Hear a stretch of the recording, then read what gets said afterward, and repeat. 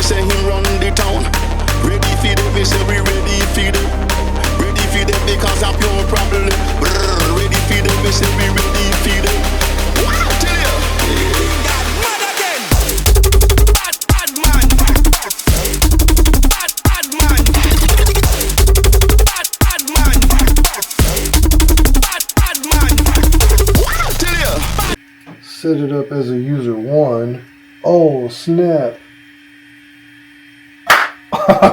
Let's see if we can do this in like 20 minutes.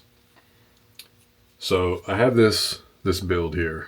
This is a skylight with a moonlight and a naked GoPro and a GPS.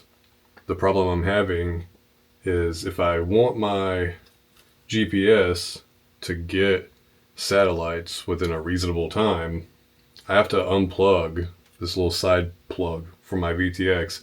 I have to unplug the moonlight box so that it turns off my VTX so that the interference here between my VTX antennas and my GPS doesn't happen, and so I can get my GPS signals or my satellites locked. And I've been looking at ways to turn off the VTX by the controller, and this is the first drone I built, and so I didn't really look at because this is a plug-and-play build kit. So it came with a T-Motor F7 Mini, I think is what it is. And apparently it has 2 pit pads on the flight controller itself. And from what I understand, if I bridge those 2 pads with just some solder, then I can go into Betaflight and change and set up a real pit mode where it'll either turn off my VTX or it will at least turn it down significantly. So I'm going to take this top plate off, unscrew my flight controller, flip it over, solder those pads, put it back together, and then hook it up to Betaflight and see if I can get my controller to turn the VTX off. And it's like 12 o'clock and I'd love to go to bed before 1. So I'm going to try to knock this out real quick. And I'm going to take you guys on the trip with me. If I can get my camera set up here somewhere. So I'm going to switch this camera around and see if I can get it set up for you so you can watch this. And then take you through Betaflight and we'll see if we can get it set up. Got a Boxer. This is my main controller and computer's there, so let's get to tinkering. So after reviewing the footage, I felt this was kind of boring, so I sped up the disassembly process until we get to me actually soldering, so you can see the 2 pins and how I bridge them. And once we get there,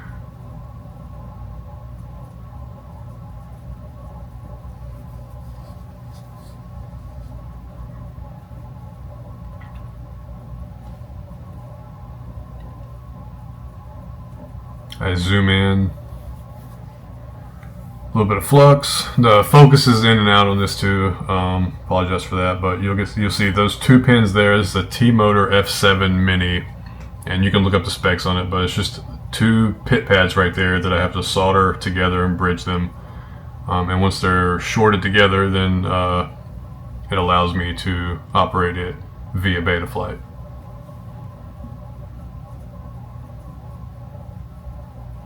And I am not a pro solderer by any means, but dangerous enough to make things work. This is terrible footage, I'm sorry, but you get the point. I think it focuses in here in a minute, so you can see, once my hands get out of the way, it gets a little better. Right there, boom. So it's just a bead of solder across those 2 pads. Alright, so I guess we're gonna put it back together.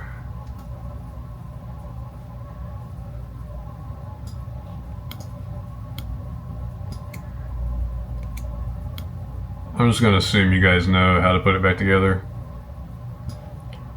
I'm not going to do that.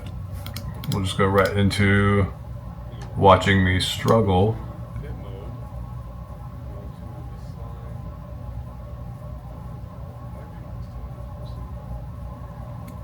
And actually, I'm not even gonna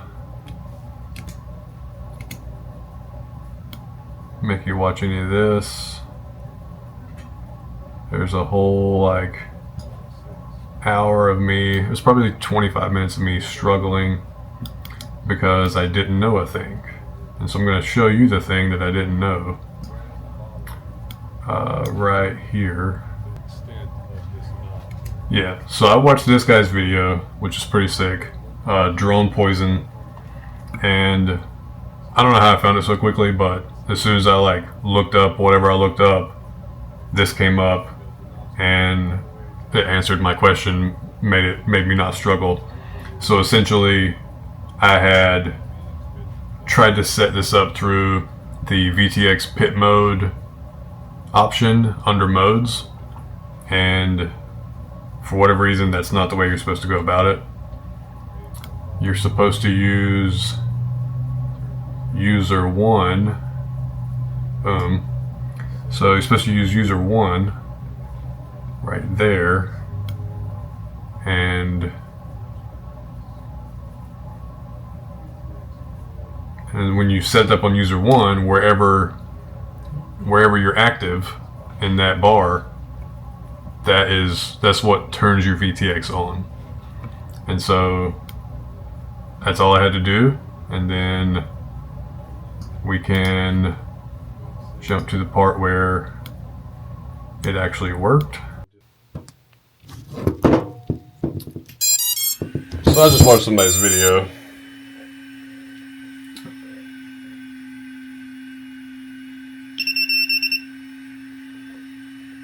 That said, set it up as a user 1. Oh, snap. It's opposite of what I want it to be, but so I can quickly switch that.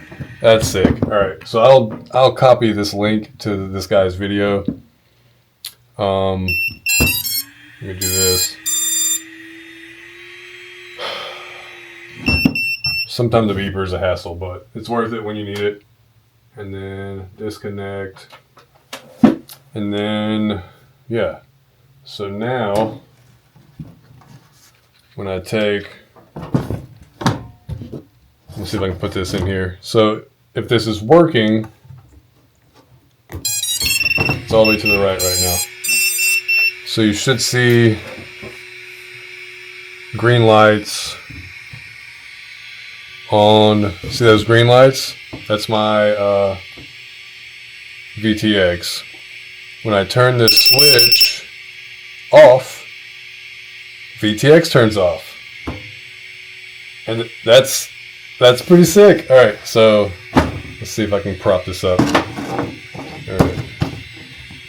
So the difference to it was I had it on VTX mode, the VTX pit in my modes tab, and that's not even the right one. Apparently user 1 is the one you're supposed to use, and so when I have it on this dial here, when I turn it past middle to the right, my VTX should turn on.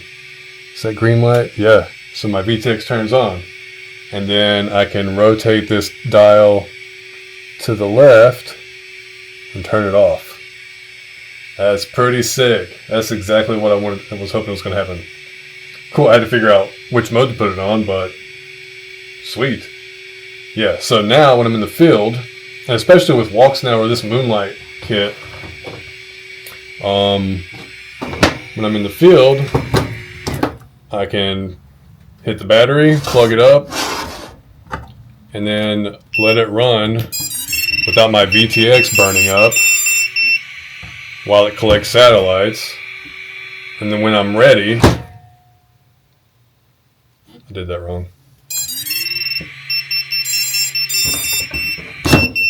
Boom. And then when I'm ready, I can turn my VTX on with that dial. That is sick. That is sick how that works. All right. Cool. Now I can go to bed. That's fun stuff.